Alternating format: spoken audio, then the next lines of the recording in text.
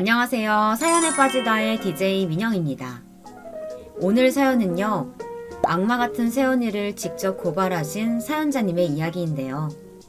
과연 이 새언니는 어떤 사람일까요? 오늘의 사연도 궁금하시죠? 오늘의 이야기 바로 시작해 볼게요.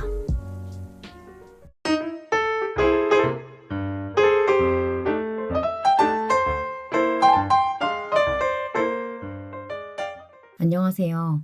저는 올해 35살의 주부입니다. 제가 어렸을 때 아버지가 일찍 돌아가시고 오빠와 친정엄마 그리고 저 3명이 가난하지만 오순도순 살아왔어요. 그때 저희 집은 방이 딱 2칸에 화장실이 하나뿐인 작은 월세집이었습니다. 그 중에 작은 방은 오빠가 쓰고 있었고 저랑 아버지 어머니는 안방을 썼는데요. 한 방에서 다 같이 이불을 깔고 잤죠. 제가 너무 어려서이기도 했고 저랑 8살 차이 나는 오빠는 그때 이미 중학생이라서 엄마가 아들 공부해야 한다고 방 하나를 오빠에게 통째로 내준 거였어요. 저희 아버지는 택시 기사셨는데 저를 아주 많이 예뻐해 주셔서 매일 제가 좋아하는 과자를 사들고 퇴근하셨던 기억이 나네요. 저는 어린 마음에 아버지가 사오시는 과자를 먹고 싶어서 밤늦게 들어오시는 아버지를 잠도 안 자고 초롱초롱한 눈으로 기다렸었죠. 어머니는 그런 저에게 항상 잔소리를 많이 하셨어요. 아버지 힘들게 하면 안 된다. 아버지 오시기 전에 얼른 자야지. 새나라의 어린이는 일찍 자고 일찍 일어나는 거야. 안 졸려, 엄마. 아빠 오시면 아빠가 주시는 과자 먹고 잘 거야. 그렇게 졸리면 엄마 먼저 자면 되잖아.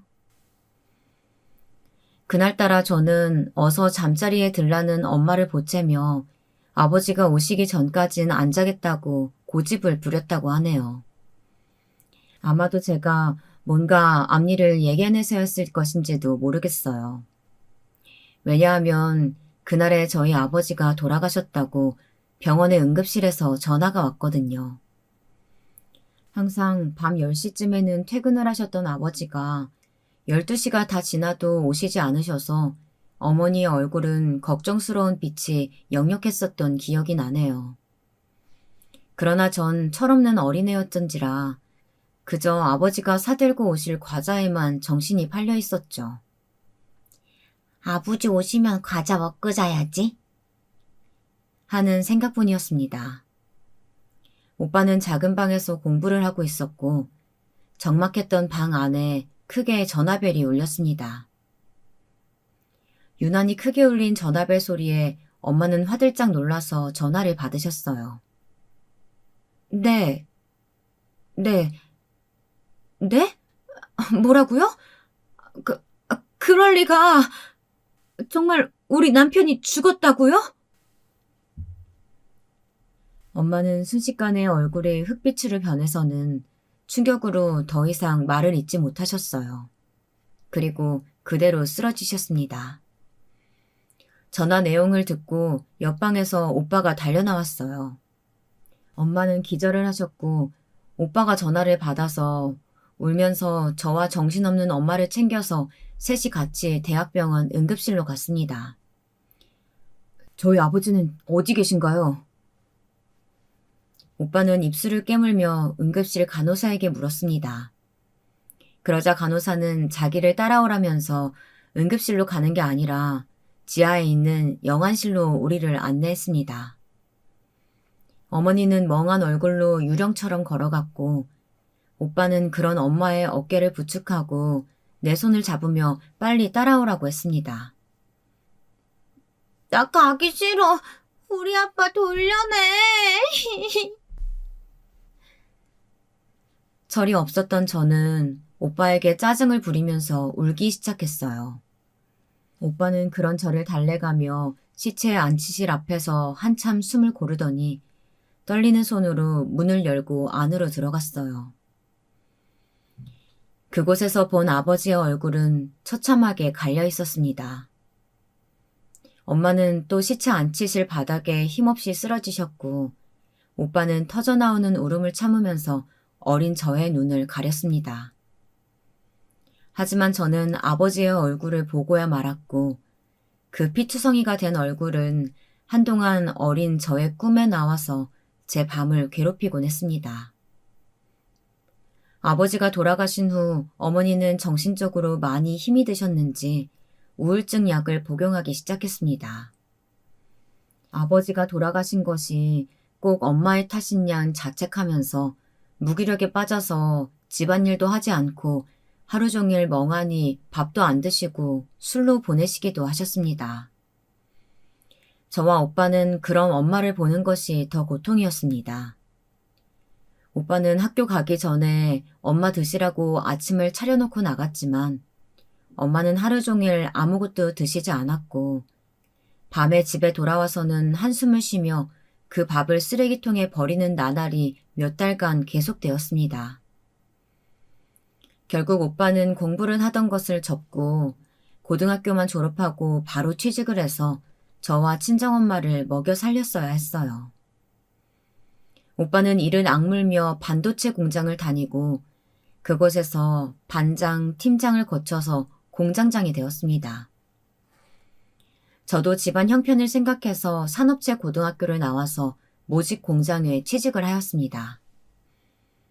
오빠와 저는 악착같이 돈을 모아서 방 2칸짜리 월세집을 탈출해서 서울 외곽 도시에 있는 작은 아파트를 마련했고 어머니도 그때쯤에는 우울증이 좀 좋아지셔서 집에서 저희들에게 밥을 해주시고 집안 살림을 하실 정도는 되었습니다. 그때는 그래도 하루하루 버틴다는 생각에서 벗어나서 저도 오빠도 이제 사람답게 살아보자고 약속하며 우리 둘이 힘을 합쳐서 엄마를 잘 모시기로 했었습니다. 아빠 돌아가시고 나서 몇 년간 행복한 일이라고는 없었는데 그 집에 이사하면서 우리 가족은 더 단단해지고 돈독해졌음을 저는 느꼈다고나 할까요? 그러다가 오빠가 뜻밖의 결혼을 하게 되었습니다. 오빠는 공장에서 일할 때 그 공장의 사장님과 친하게 지내고 있었는데 그 인연으로 공장 사장님의 따님을 아내로 맡게 된 것이었죠. 공장 사장님은 저희 오빠를 굉장히 믿고 의지하면서 회사에 무슨 일이 있든지 다 저희 오빠랑 상의를 하곤 했어요. 그만큼 저희 오빠는 능력도 좋았고 또 얼굴도 잘생겼었습니다. 그런 오빠는 저의 자랑거리나 다름없었죠. 아프신 어머니를 제외하고 제가 세상에서 의지할 수 있는 단 하나의 가족이 바로 우리 오빠였으니까요. 고등학교 때에도 제 친구들은 다들 한 번씩 제 오빠를 좋아하곤 했었는데요. 제가 아무리 그 아이들의 친한 친구였어도 제 오빠와의 교제를 허락할 만큼 마음에 드는 친구는 하나도 없었어요. 그만큼 오빠에 대한 저의 자부심은 대단했던 것 같아요. 어쨌든 오빠는 제 아버지나 다름없었고 제 자랑거리였거든요. 그래서 공장 사장님의 따님과 결혼 이야기가 오가고 있을 때에도 저는 새언니가 될 사람이 그렇게 마음에 들지는 않았어요. 은근히 저희 오빠를 뺏어간 나쁜 여자라고 생각이 박혀 있어서 그랬는지 새언니에게 착하게 굴진 않았던 것 같아요. 하지만 제가 마음에 안 든다고 해도 오빠는 새언니를 사랑했었고 공장 사장님, 즉 지금의 사돈 어른께서도 오빠를 너무 마음에 들어 하셔서 오빠에게 자기 딸을 소개시켜 주신 거였죠. 그리고 오빠와 새언니가 사귄 지 몇 달 되지도 않아서 공장 사장님은 오빠를 어디 뺏기기라도 할까봐 저희 엄마에게 전화를 걸어 상견례 날짜를 잡자고 했습니다. 공장 사장님은 서울에서도 크고 고급진 중국집에서 우리 가족과 상견례를 하기로 했습니다. 그리고 저희 엄마를 만나자마자 얼굴에 한박 웃음을 띠면서 이렇게 말씀하시는 것이 아니겠어요? 아이고, 이거 정말 뵙고 싶었습니다, 사부인. 아니, 벌써 사돈이라뇨. 사장님, 저는 아직 어떻게 해야 할지 모르겠는데요. 우리 아들이 어디가 그렇게 좋다고. 아이고, 아닙니다, 사부인. 우리 영준이가 얼마나 일 잘하고 듬직한 사람인데요. 처음 우리 공장에 왔을 때부터 눈여겨보고 있었는걸요. 제가 딸이 있어서 그때부터 영준이를 사위감으로 딱 점찍어 놨었습니다. 우리 아들 그렇게 좋게 봐주셔서 정말 감사합니다. 그래도 애들 의견도 들어봐야 할 것 같고. 어머니, 저 이 사람하고 잘 살게요. 저 이 사람 사랑해요. 그리고 사장님께서 우리 장인어른이 되신다면 얼마나 좋겠어요. 이제 우리 가족들도 고생 안 해도 되고요. 그래요, 어머니. 제가 잘 모실게요. 이제 외롭게 혼자 사시지 마시고 아가씨랑 우리 집에 들어와서 같이 사세요. 저는 그 자리에 있긴 했지만 그 공장 사장님과 딸이 마음에 들지 않아서 음식에는 손도 안 대고 새침하게 앉아있기만 했습니다. 싫은 사람들이랑 말을 섞고 싶지 않은 게 당연하지 않겠어요? 하물며 우리 오빠를 뺏어가려는 사람들인데요. 그때는 그렇게밖에 생각할 수가 없었기에 저는 볼을 뚱하니 부풀리고는 땅만 보고 앉아 있었습니다. 아, 이 아가씨가 우리 영준이 동생분이 모양이네요. 얘야, 네 시누이 될 사람인데 인사드려야지. 아가씨 만나서 반가워요. 영준 씨랑 어머니 잘 모실게요. 잘 부탁해요. 저희 새언니는 이렇게 말하면서 저에게 손을 내밀었습니다. 아마 악수를 하자고 했던 거겠지만 그때 저는 오빠가 결혼을 하게 된다는 것 자체를 받아들일 수 없었기 때문에 새언니가 내민 손을 매몰차게 쳐내고 말았습니다. 뭐가 벌써 우리 영준이에요. 우리 오빠는 아무도 못 뺏어가요. 내가 이 결혼 반대할 거야. 제가 눈을 꾹 감고 소리를 지르자 공장 사장님은 당황하셨나 보더라고요. 하지만 저희 새언니는 저를 노려보면서 입만 웃고 있었습니다. 그러면서 유들유들하게 이렇게 말하는 게 아니겠어요? 괜찮아요. 지금은 제가 마음에 안 들 수도 있죠. 하지만 아가씨도 저한테 새언니라고 부르면서 잘 따르게 되는 날이 올 거예요. 제가 그렇게 만들게요. 아버지는 그러니 걱정하지 마세요. 그 말을 듣던 날 저는 온몸이 소름에 돋았습니다. 그날부터 새언니는 저에게 대하기 어려운 찝찝한 인물이 되고 말았거든요.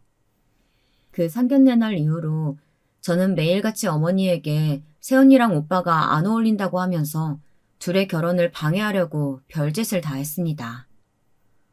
엄마, 아무래도 우리 오빠가 너무 아까워. 이 결혼 시키지 말자, 어? 엄마! 아유, 그래도 이미 결혼 약속도 다 하고 식장까지 잡았는데 어떻게 그러니? 그리고 무엇보다 네 오빠가 새언니 될 사람을 그렇게 좋아한다고 하잖아. 그러니까 어떡해. 아빠도 없이 네 오빠가 우리 집 가장이나 다름없이 10년 넘게 고생했는데. 엄마는 오빠의 이야기를 하시면서 또 눈물을 보이셨습니다. 보나마나 오빠가 안쓰러운 마음에 흐르는 눈물이겠지요. 저도 알아요. 우리 오빠가 먹을 것 못 먹고 입을 것 못 입고 하면서 이 집 마련하고 우리 엄마랑 저를 부양해 왔다는 걸요. 그리고 대학도 포기하면서 공장에서 일해서 이제 좀 살림이 편하 하는 와중에 결혼이라뇨. 이게 어떻게 말이 되나요? 어떤 분들은 제가 너무 이기적이라고 생각하실지도 모르겠지만요. 저는 그날 새언니가 제게 지었던 차가운 미소를 기억하고 있고 그게 평생을 잊혀지지 않을 것 같았습니다. 그렇지만 제가 무슨 힘이 있겠어요. 제가 그렇게 반대했음에도 불구하고 엄마와 공장 사장님은 두 사람의 결혼을 착착 진행시켜 나가셨고요. 새언니와 오빠는 결국 결혼을 하고 말았습니다. 두 사람의 결혼식 날 저는 결혼식장에서 펑펑 울었습니다. 왜냐고요? 저희 오빠가 너무너무 아까워서 그랬답니다. 하지만 그렇게 생각한 건 저뿐이었나 봐요. 어머니도 오빠도 웃으면서 저만 빼놓고 아주 가족들이 행복에 겨워서 사진도 찍고 같이 웃으면서 술도 마시고 하더라고요. 새언니는 그날 울고 있는 저 때문에 기분이 아주 잡쳤다고 그러더군요. 나중에 들은 이야기지만요. 어쨌든 공장 사장님의 배려로 오빠와 새언니는 새 집을 얻어서 신혼살림을 차렸습니다.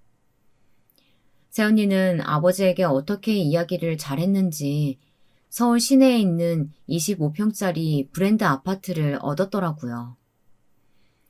새언니는 결혼 후에 바로 우리 어머니랑 같이 살고 싶다고 말했지만 엄마는 새언니가 불편할 거라고 지레 짐작하고 극구 사양하셨습니다. 어머니, 이 집도 팔아버리고 저희 집에 가셔서 같이 살아요. 저 어머니하고 아가씨하고 같이 살고 싶어요. 아유, 아니야. 난 그냥 내 딸이랑 같이 살다가 딸 결혼하면 한번 생각해보마. 너희들 신혼살림 하는데 어떻게 내가 들어가서 같이 살아. 너희들이 불편하게 생각하지 않겠니? 아니에요, 어머니. 불편하긴요. 전 우리 그이 어머니라고 생각하니까 어머니랑 더 친해지고 싶은걸요? 그냥 저를 딸 하나 더 생겼다고 생각하세요. 그리고 저희랑 같이 사세요. 네? 어머니.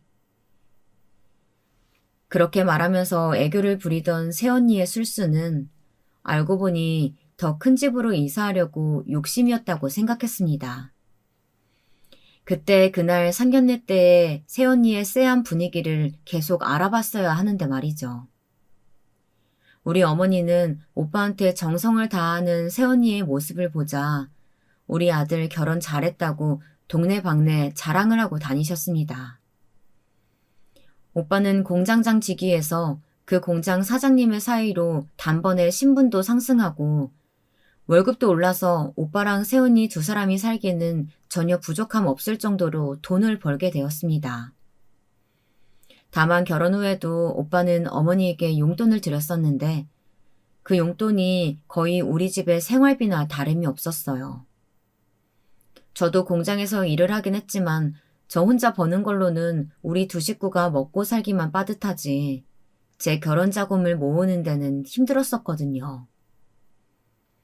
그렇게 한 1, 2년이 지났습니다.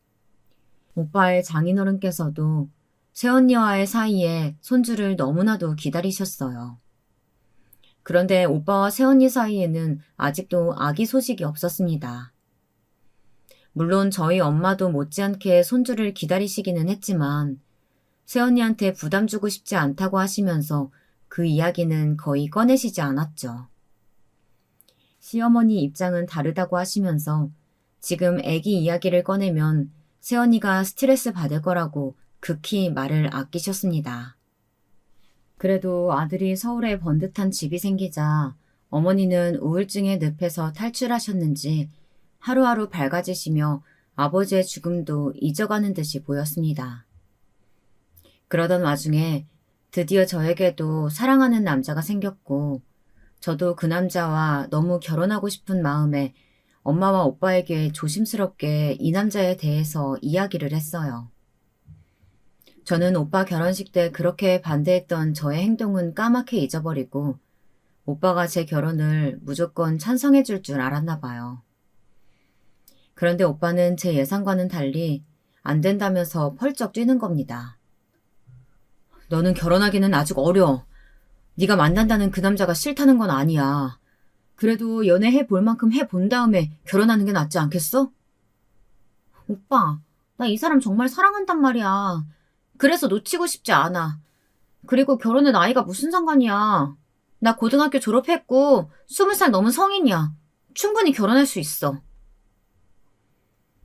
하지만 오빠의 반대는 생각보다 완강했습니다. 남편은 이 말을 듣고 자기가 무엇이든 해보겠다고 했어요.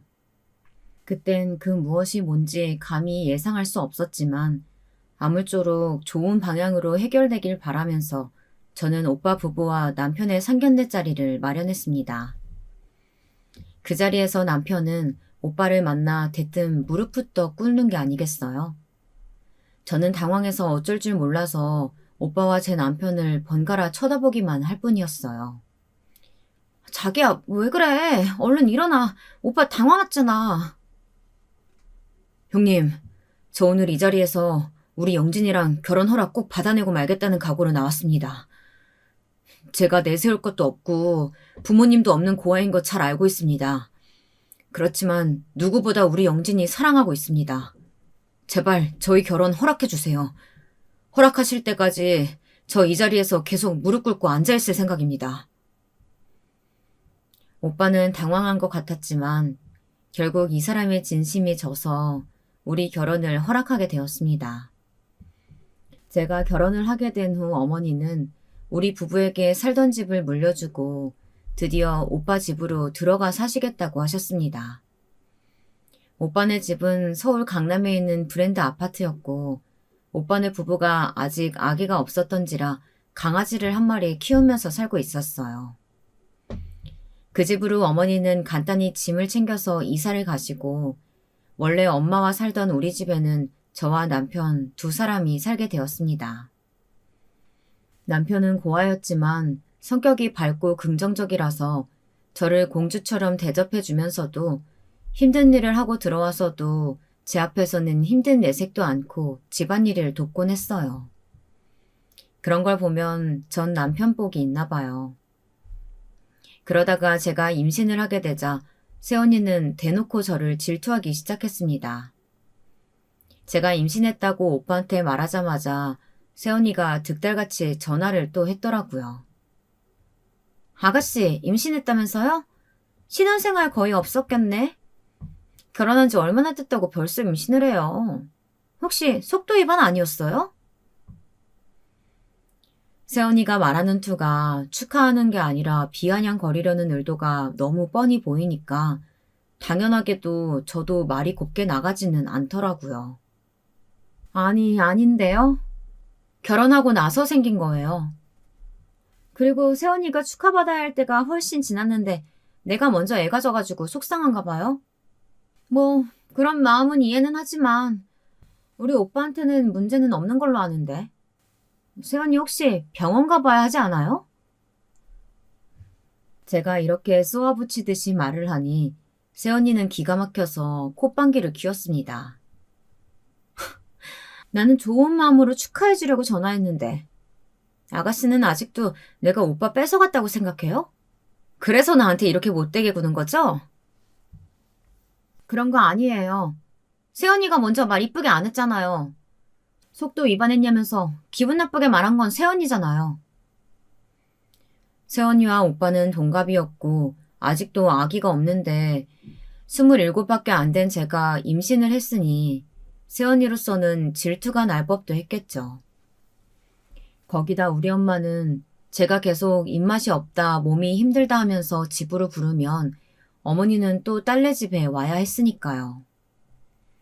그때 이미 어머니를 거의 가정부처럼 부려먹었던 새언니로선 있을 수 없는 일이었을 거예요. 임신 6개월에 무거운 몸을 하고 공장을 다니면서 집안일까지 하는 건 너무나도 힘든 일이었습니다. 그래서 저는 어느 날 저를 도와주러 온 엄마한테 제가 출산을 할 때까지만이라도 우리 집에서 같이 살길 바란다고 이야기했습니다. 엄마, 나 애 낳고 몸 풀 때까지만 우리 집에 있으면서 살림 좀 도와주라.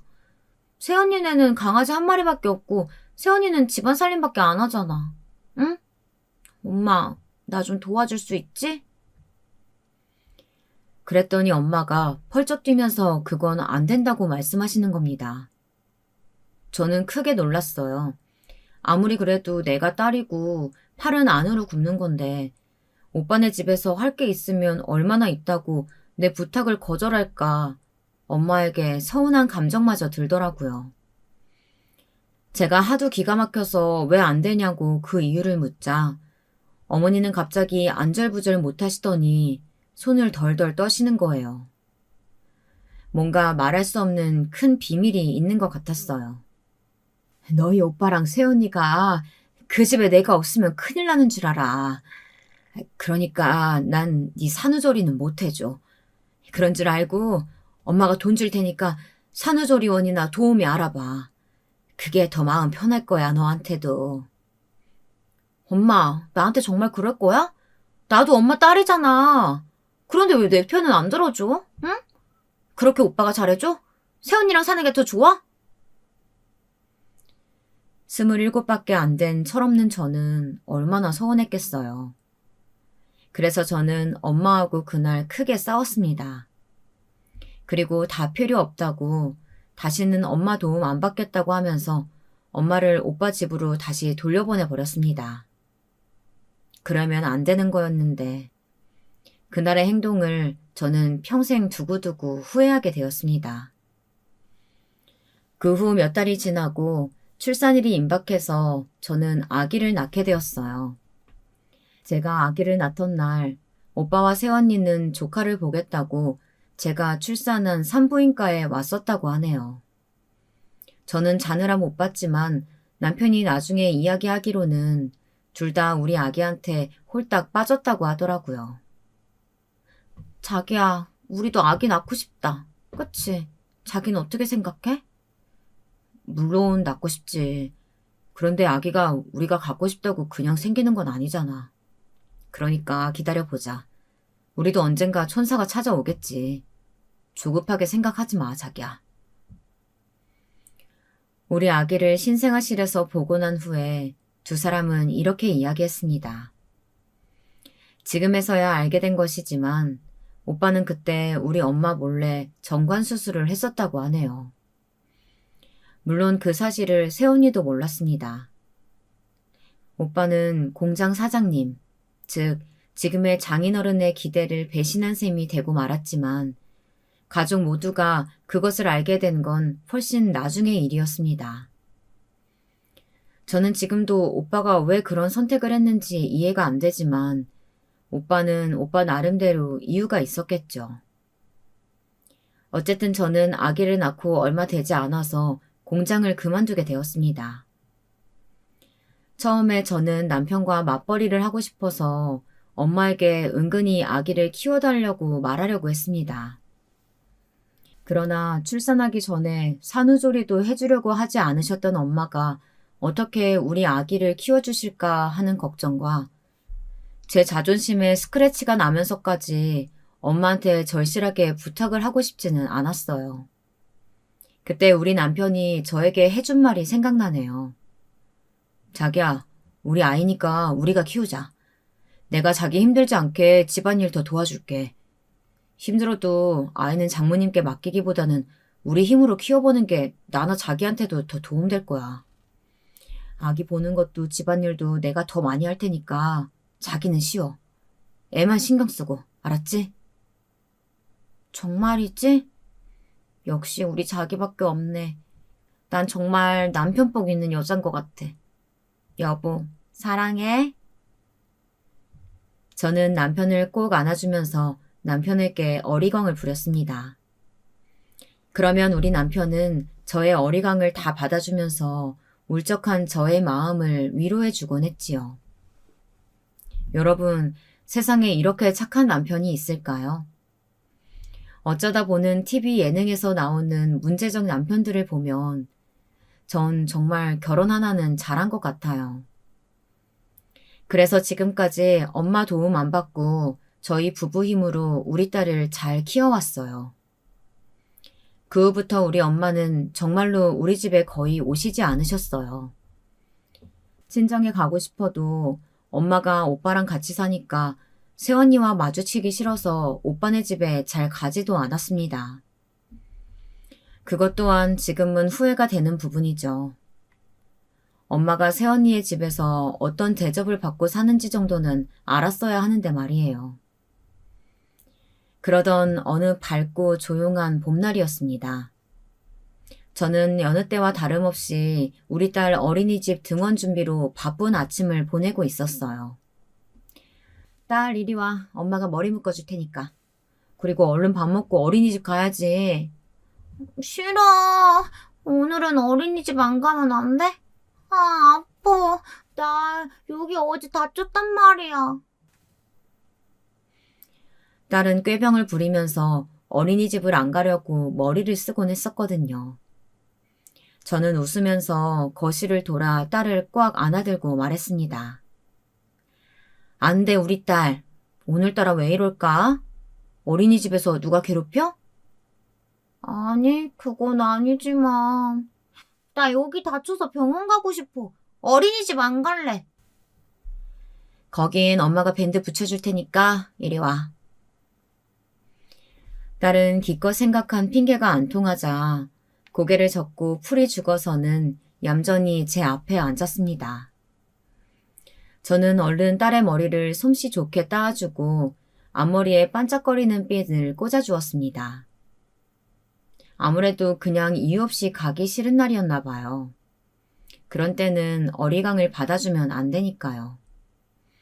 그렇게 딸을 어린이집에 보내고 나서 설거지를 하려고 고무장갑을 끼던 찰나에 그 전화가 왔습니다. 9시도 안 된 이른 아침이라 누가 전화할 사람이 없는데 라고 생각하며 저는 스마트폰을 들어 발신인을 보니 저희 친정엄마인 게 아니겠어요. 의아했습니다. 평소에 저한테 전화도 잘 안 하시던 친정엄마의 성격을 잘 알고 있던 저였기에 뭔가 불길한 예감이 머릿속을 스쳐 지나갔습니다. 갑자기 손이 덜덜 떨리더군요. 그래도 엄마의 전화를 안 받을 수는 없기에 저는 수화기를 들었습니다. 여보세요? 엄마? 제 목소리가 들리는데도 친정엄마는 선뜻 말을 꺼내지 못하고 한동안 침묵을 유지하다가 갑자기 말을 안 하시고 흐느끼기 시작하는 것이었습니다. 저는 너무나 걱정이 되어서 엄마한테 다그치듯이 물었어요. 왜 그래, 엄마? 무슨 일 있어? 세연이가 뭐라고 그래? 엄마 무섭다. 애들이 엄마 죽이려고 해. 빨리 와서 나 좀 구해줘. 어? 엄마, 거기서 얼른 나와. 세연이가 엄마 구박하는 거야? 내가 바로 거기로 갈게. 제가 무슨 말을 하는지도 모르게 저는 흥분하고 있었어요. 얼른 외출 준비를 해서 오빠네 집으로 왔습니다. 저는 엄마가 걱정되어서 미친 듯이 세연이 집 현관문을 두들겼습니다. 세연이, 문 좀 열어봐요. 도대체 엄마한테 어떻게 했길래 엄마가 나한테 울면서 전화를 해요? 그러나 새언니는 한참이 대답이 없다가 문만 빼꼼 열어서 제 얼굴을 확인하는 게 아니겠어요. 저는 화가 나서 새언니 집 현관을 밀치듯이 열고 안으로 달려 들어갔습니다. 이게 무슨 짓이에요, 아가씨? 연락도 없이 이렇게 갑자기 들이닥치는 게 어딨어요? 새언니는 평소에 오지 않던 제가 아침부터 자기 집에 들이닥치자 기분이 나쁜 표정이 역력하더라고요. 하지만 전 새언니의 불평, 불만 따위를 들어줄 겨를이 없었습니다. 저는 곧장 엄마 방으로 달려가 문을 벌컥 열었습니다. 엄마, 괜찮아? 엄마 방에 방문을 연 순간 저는 경악할 수밖에 없었습니다. 엄마는 제가 오빠네 집에 발길을 끄는 몇 년 사이에 뼈만 앙상하게 남아 있었습니다. 얼마나 영양실조 상태였는지 제대로 일어나지도 못하는 상황이었어요. 게다가 엄마의 방 안은 얼마나 어지럽고 냄새가 났는지 첫눈에 딱 봐도 관리가 안 되는 방이었습니다. 여기저기 먹다 나는 음식들이 방바닥에 널브러져 있었고 물을 쏟은 것도 닦지도 않은 채 허옇게 물때가 낀 장판에는 음식물 쓰레기 냄새가 났습니다. 엄마가 깔고 자던 이불 역시 몇 달은 안 빨았는지 노인들 특유의 몸냄새가 났어요. 저는 도저히 참을 수가 없어서 코를 틀어쥐고 새언니에게 화가 나서 소리쳤습니다. 새언니, 도대체 이게 뭐예요? 왜 우리 엄마가 이런 데 갇혀서 푸대접 받고 있는 거냐고요? 아가씨, 그건 진짜 오해예요. 얼른 문 닫아요. 어머니 밖에 나오시면 무슨 짓 하실지 몰라요. 새언니는 무슨 영문인지 황급히 우리 엄마가 방 밖으로 나오려는 걸 몸으로 막고 있었어요. 엄마는 어두운 방 안에서 눈을 번쩍 빛내며 문이 열리기만을 기대했는지 용을 써가면서 새언니 몸을 밀치고 있었습니다. 그대로 두었다간 큰일이 날 것 같았어요. 저는 친정엄마를 제 쪽으로 끌어당겨 안고는 냄새나는 엄마의 방을 나왔습니다. 엄마는 제품에 안겨서 마치 얌전한 어린애처럼 천천히 걸어 나오셨습니다. 그것을 보자 새언니는 눈이 동그래졌습니다. 정말 믿을 수 없다는 듯한 표정이었죠. 그리고는 새언니는 다급하게 저한테 이렇게 말하는 것이었습니다. 어머니 방 밖에 나오시면 사고 치신다고요. 내 말 안 들려요? 다시 방 안에 가둬야 돼요. 됐어요. 내가 이 상황에서 새언니 말을 어떻게 믿어요? 저와 새언니가 이렇게 말싸움을 하고 있는 사이에 엄마가 거실에 나오자마자 다리에 힘이 풀려서 스르르 주저앉고 말았습니다. 아마 하도 밥을 못 먹어서 그런지 기절을 하신 것 같았습니다. 저는 깜짝 놀라서 다급하게 119에다 연락을 했어요. 새언니는 또 새언니대로 놀랐는지 어머니가 쓰러지신 것을 보고 오빠한테 급하게 전화통화를 하더라고요. 저는 그런 새언니를 팔짱을 끼고 노려보고 있었습니다. 아니, 눈앞에서 시어머니가 쓰러지는데 가만 두고 보면서 119를 부르진 못할 망정 왜 자기 남편한테 전화를 하나요? 저는 머리 끝까지 화가 나서 새언니한테 따지듯이 물었습니다. 아니, 이렇게 하려고 우리 엄마 데려간 거였어요? 이렇게 푸대접하고 우리 엄마 못 살게 굴려고 처음부터 모셔가겠다는 거였냐고요? 양심 있으면 대답을 좀 해봐요. 네? 새언니! 아니, 아가씨가 보기엔 내가 어머니를 막 구박하고 모질게 대하는 나쁜 며느리로 보여요? 그런 거 아니에요. 아가씨가 지금 단단히 오해하고 있는 거라고요. 무슨 소리예요? 딱 봐도 새언니가 우리 엄마 방에 가다 놓고 음식도 물도 안 주는 거 맞잖아요. 내가 이럴 줄 알았다고요. 그때 우리 엄마한테 오빠 결혼시키지 말라고 더 강하게 말했어야 되는 건데. 저는 후회스러운 마음에 새언니에게 삿대질을 해가며 고래고래 소리를 질렀습니다. 어디서 그런 힘이 나왔는지 모르겠어요. 친정엄마가 새언니에게 부당한 대우를 얼마나 받았을까 생각하면서 엄마 대신 소리를 지른 것 같아요. 한참을 그러고 있는데 119가 와서 우리 엄마를 달랑 들어 들것에 실었습니다. 기절한 채로 정신을 못 차리고 있었던 엄마는 맥없이 실려나갔고 저는 걱정이 되어서 구급차에 같이 타고 급히 종합병원으로 가서 엄마에게 여러 가지 검사를 시켜드렸습니다. 그 결과는 아주 충격적이었습니다. 바로 우리 엄마가 치매에 걸리신 거였어요.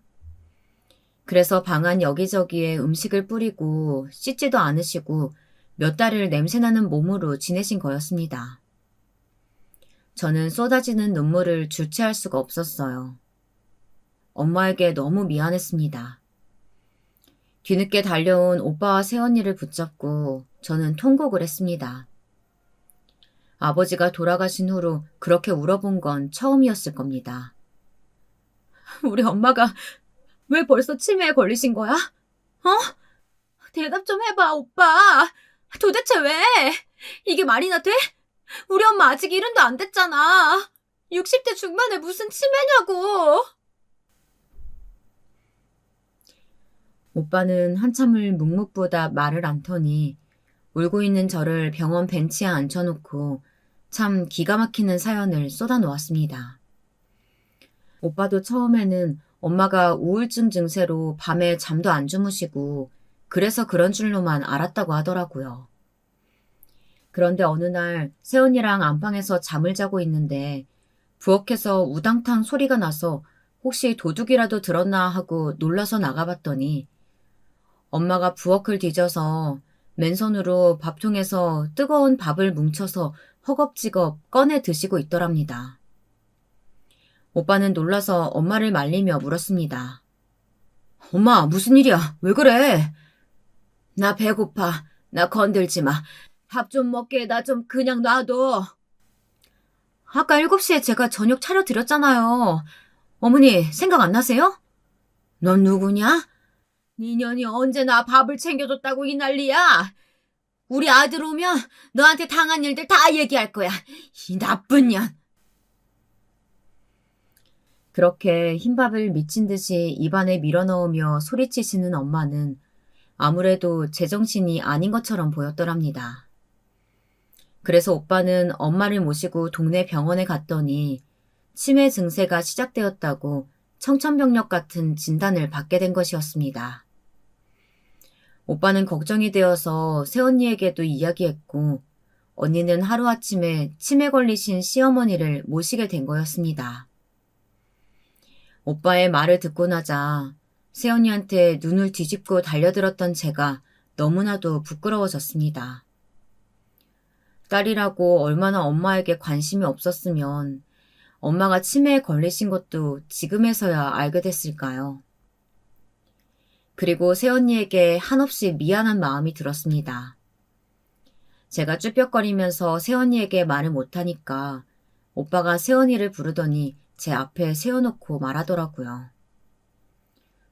이제 언니한테 미안하다고 사과해. 그동안 너희 새언니가 얼마나 혼자서 속을 끓였는지 몰라. 내가 너한테 말하지 말라고 했어. 너 신경 예민해질까봐 걱정돼서. 너 임신했을 때 말했으면 그 충격으로 너도 아기 어떻게 됐을지도 모르고. 엄마, 저 상태 되신 지 좀 됐단 말이야. 저는 새언니의 손을 잡고 또 서러움과 미안함에 펑펑 울기 시작했습니다. 제가 임신했을 때 증상이 시작된 거라면 적어도 3, 4년 동안 새언니는 엄마의 치매 수발을 들었어야 했었는데요. 저는 울면서 새언니에게 말했습니다. 새언니, 내가 너무 엄마에 대해서 몰랐고 그동안 무심했었나 봐요. 새언니, 제가 그동안 너무 못되게 굴었죠. 미안해요, 언니. 새언니는 말없이 제 손을 꼭 잡고 울고 있는 저의 등을 툭툭 두드려 주었습니다. 아마 그게 새언니 나름대로의 위로 방법이었나 봐요. 처음엔 새언니가 무작정 시어머니인 우리 엄마를 구박하고 못되게 구는 것처럼 보였는데 사실은 그게 아니었던 겁니다. 새언니가 결혼할 때 어머니를 모신다고 했을 때 저는 가식 떤다고 생각하고 막말을 했었는데 사실 새언니의 친정엄마는 새언니가 어릴 적에 돌아가셨다고 해요. 그래서 공장 사장님, 즉 오빠의 장인어른이 새언니를 홀로 키운 지 오래되셨다고 하더라고요. 그리고 새언니가 고등학교를 졸업하고 나서야 재혼을 하셨답니다. 그러니까 지금의 새언니 어머니는 새어머니였던 거죠. 새언니의 새어머니는 아주 나쁜 사람은 아니었지만 새언니를 살갑게 대하지도 않으셨고 어머니로서의 정은 그다지 주시지 않으셨던 모양이에요. 그래서 엄마의 정에 목말랐던 새언니는 빨리 결혼하고 싶어 했고 오빠와 결혼하고는 시어머니를 자기 어머니처럼 생각하고 같이 살고 싶어 했던 거였습니다. 그래서 우리 친정엄마는 제가 산후조리 해달라고 했을 때 거절했던 것이었고요. 새언니가 친정엄마한테 약간 집착과 같은 증상을 보였거든요.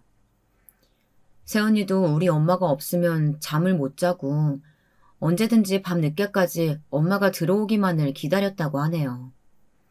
그러다가 기르던 강아지가 죽고 나자 새언니의 우리 엄마 집착 증상은 더 심해졌다고 하더라고요. 하물며 오빠네 아파트 주민들은 우리 친정엄마랑 새언니가 친모녀 사이인 줄 알고 있었더라고요. 그만큼 시어머니한테 엄마 하면서 격이 없이 대하고 항상 어디를 가나 엄마와 같이 다녔다면서요. 엄마랑 같이 운동도 다니고 몸이 아픈 엄마를 위해서 마사지도 끊어주면서 시어머니에게 최선을 다해서 잘해드리려고 했던 새언니의 마음을 오빠를 통해 듣고 나자 저는 새언니의 눈을 못 쳐다보겠더라고요. 너무 미안해서요. 그도 그럴 게 원래 그런 일은 딸인 제가 했었어야 했는데 시어머니를 마치 친정엄마처럼 모시면서 계속 부양해 왔던 것이었으니까요. 새언니는 오빠 옆에서 죄인처럼 고개를 푹 숙이고 있었습니다. 새언니의 잘못은 없었지만 어머니의 치매 증세가 심해지고 있다는 것이 새언니에겐 죄책감으로 다가왔던 거겠죠. 괜찮아. 자기 잘못은 아니야. 어머니가 약 자꾸 안 드시고 몰래 버리셨다고 하니까 그렇게 악화된 거였겠지. 당신이 죄책감 가질 필요 없어. 그래도 우리 집에서는 계속 이런 일이 일어나니까 나도 이제 지쳤나 봐. 엄마가 제정신이실 때 나한테 잘해주시다가도 내 머리 잡아 끄댕기면서 돌변할 때는 나도 무서워. 우리 이제 엄마 요양원에 모셔야 하나 봐. 오빠는 참담한 표정으로 한참 동안 말이 없었습니다. 오빠의 그늘진 얼굴에도 초췌함이 묻어났습니다. 지금이 오기까지 오빠도 새언니도 어지간히 힘이 들었나 보더라고요. 저도 인정하기 싫지만 저렇게 중증인 경우에는 어머니를 요양원에 보내야 하는 것도 생각해봐야 할 문제였습니다. 그래, 오빠, 그러자. 지금 아무도 못 알아보는 우리 엄마를 어떻게 새언니에게만 맡겨. 우리 엄마 요양원에 보내자. 그도 그럴 게 저 역시 우리 딸을 키우면서 치매 걸린 친정엄마까지 모시기에는 역부족이었으니까요. 불쌍한 우리 엄마를 생각하면 눈물이 하염없이 났지만 현실을 생각하면 엄마를 요양원으로 모시는 게 더 나은 선택일지도 몰랐습니다. 그래서 우리는 엄마를 요양원에 모시기 위해서 요양원을 알아봤습니다. 그런데 웬만큼 좋은 시설의 요양원은 아예 자리가 없었습니다. 사돈어른은 오빠네 이런 사정들을 전혀 모르셨던 건지 나중에 우리 엄마가 아프다고 오빠가 말씀드리자 크게 놀라셨습니다. 아니, 언제부터 사부인이 그렇게 아프셨던 게야? 왜 너는 나한테 이야기를 안 했니? 사돈어른은 새언니를 나무라시며 말씀하셨습니다. 그러나 오빠는 울고 있는 새언니를 감싸며 사돈어른에게 말했습니다. 아버님, 이 사람 잘못 아니에요. 사실 지금까지 말씀 안 드리게 있었는데 저 결혼하기 전에 정관 수술을 했었습니다. 오빠의 폭탄 선언에 사돈어른도 새언니도 너무나 놀랐습니다. 이제까지 10년간 저는 오빠 부부에게 아기가 안 생긴 게 새언니에게 문제가 있는 줄로만 알았었는데 이미 오빠가 정관 수술을 한 것이었다니 저도 역시 놀랄 수밖에 없었습니다. 특히 새언니의 오빠에 대한 배신감은 너무나도 큰 것이었습니다. 그럼 우리 결혼 생활 10년 동안 자기는 나를 속인 거야? 어떻게 그런 중요한 일을 말 안 할 수가 있어? 내가 얼마나 우리 아이 기다렸는지 알면서 그 사실을 숨기고 어떻게 그럴 수가 있어? 혹시 아이 안 생기는 게 내 탓은 아닐까? 얼마나 마음 졸여왔는데. 새언니는 친정아버지 앞에서 눈물을 터뜨리면서 오빠의 가슴을 때렸습니다. 처음에는 아무 말 안 하고 새언니의 화를 다 받아주는 듯 했던 오빠는 새언니의 손목을 잡으며 소리쳤습니다. 그러면 난 어떡해? 엄마는 저렇게 몸도 정신도 약해져만 가는데 내가 어떻게 그때 결혼을 할 생각이 있었겠어? 사실 난 결혼 같은 건 내 인생에 없다고 생각하면서 살아왔어. 그러다가 자기를 만났고 아버님 같은 따뜻한 장인어른이 내 아버지가 되면 얼마나 좋을까 생각했던 거야. 그래서 더 이상 책임질 자식만은 만들지 말자고 생각했어. 자기랑 결혼하고 나서 조카 사진 보면서 눈물 짓는 당신 보면서 몇 번이나 정관 수술했던 거 풀까 생각했지만 도저히 용기가 나지 않았어. 아버지 없는 나한테 무슨 부성애 같은 걸 기대할 수 있을까? 나도 나를 못 믿었던 거야. 그래서 그랬어. 나도 힘들었다고. 오빠는 이렇게 말을 하더라고요. 여러분 같으면 이해가 되시겠어요? 저는 오빠의 심정만은 이해가 갔지만 그래도 새언니에게 그 사실을 계속 숨겨왔다는 것만은 오빠가 잘못한 거라고 새언니가 오빠를 용서하기 힘들겠다고 생각했습니다. 만약 내 남편이 그랬더라면 저는 이해하기 힘들었을 테니까요. 그리고 그런 사실을 숨기고 결혼하는 것 자체가 사기 결혼이라고 생각하니까요. 제가 좀 심하게 말하기는 했지만 부부 사이에 신뢰가 바탕이 되어야지 그런 예민한 부분을 숨긴다면 저도 그런 배우자랑 살 자신은 없다고 생각했습니다. 당연히 오빠의 장인어른은 불같이 화를 내셨습니다. 장인어른 입장에서는 얼마나 청천벽력 같은 말이었겠어요. 둘 다 그만둬라. 자네에게 실망했네. 좀 더 이 장인을 의지해줬다면 그런 생각을 하지 않아도 됐을 게 아닌가. 내가 자네한테 뭐 잘못한 게 뭐가 있다고 나를 아버지처럼 생각하지 않았던 건가? 내가 분명 자네한테 말했을 텐데 우리 딸이랑 결혼했을 때 난 자네를 이미 아들처럼 생각한다고. 그런데 지금 이런 말을 듣고 보니 내가 사람을 잘못 본 건가 의심이 드네. 왜 그런 못난 말을 하는 건가? 아버지로서 명령하겠네. 당장이라도 아기 갖게. 아직 늦지 않았으니.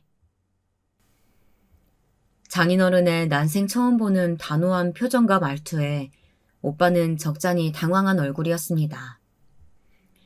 오빠의 장인어른은 항상 허허실실 웃으면서 좋은 게 좋다 하는 그런 성격이셨거든요. 이렇게 화가 난 장인의 눈을 오빠는 또 죄책감에 똑바로 바라보지 못하고 있었습니다. 그러자 새언니가 나서서 얼른 이 냉랭한 사태를 수습했어요. 아빠, 이 사람 너무 나무라지 마세요. 남편도 이제 그런 말 안 할 거예요. 제가 이 사람 설득해서 정관 수술한 거 풀게 할게요. 그리고 저도 아기 갖고 싶으니까 우리 부부 산부인과 가서 열심히 노력할게요. 그러니까 화 푸시고요. 아빠는 어머님 모셔드릴 요양병원 구해주세요.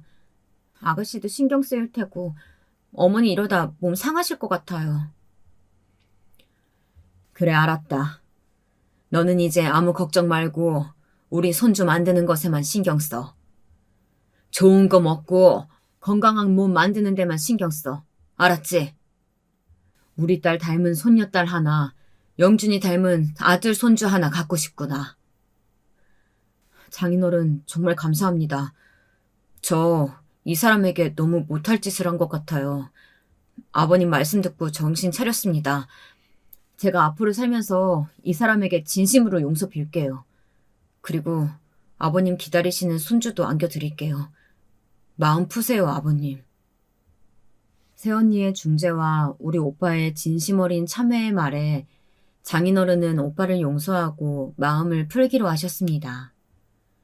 그렇게 저희 어머니는 서울에서 가장 크고 유명한 대학병원에 입원을 하시게 되었습니다. 좀 더 정밀한 검사를 받으라는 오빠네 장인어른의 배려였죠.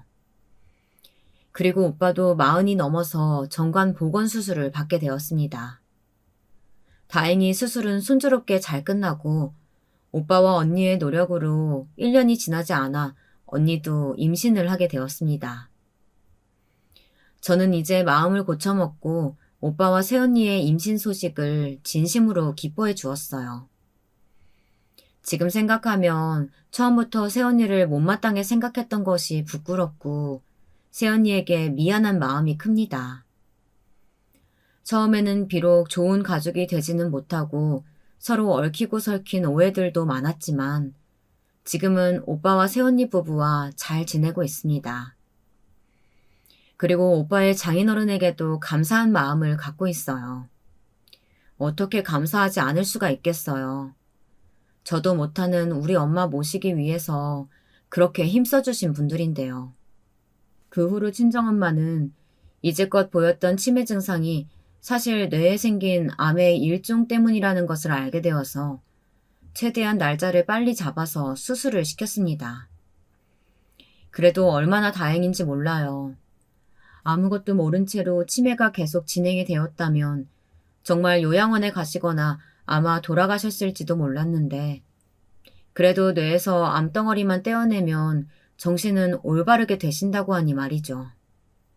앞으로 살면서 약은 계속 드셔야 하지만 더 이상 치매 증상이 진행이 안 되고 노인성 치매나 알츠하이머가 아닌 것만으로도 얼마나 다행이에요.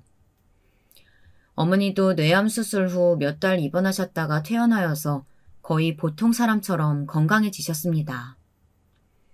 이제는 헛소리도 안 하시고 밤에 잠도 잘 주무시고요. 약만 잘 드시면 보통 사람처럼 생활하실 수 있다고 하시네요. 저는 새언니와 사돈어른에게 너무나 씻을 수 없는 오해를 하고 죄를 지었지만 지금은 그 모든 오해를 풀고 행복하게 오빠네 집을 오가면서 지내고 있습니다. 오빠의 아기들도 새언니가 부탁하면 우리 딸과 같이 봐주기도 하고요.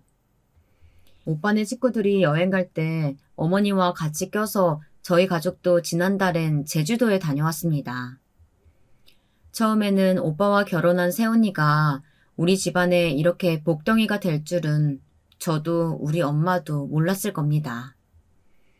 철없던 제가 새언니의 겉모습이나 성격만 보고 이 결혼을 계속 반대했더라면, 그래서 우리 오빠가 결혼을 계속 안 하고 엄마랑 나만 쳐다보고 살았더라면 결코 우리 가족은 행복해지지 못했을 거라고 생각합니다. 자꾸 만나니 새언니도 좋은 사람인데 모나지 않은 성격이고 할 말은 다 하고 사는 화통한 사람이란 걸 느꼈습니다. 또 그게 새언니한테 결코 악의가 있어서 그런 건 아니고요. 그저 새언니의 성격이란 것을 뒤늦게나마 알게 되었죠.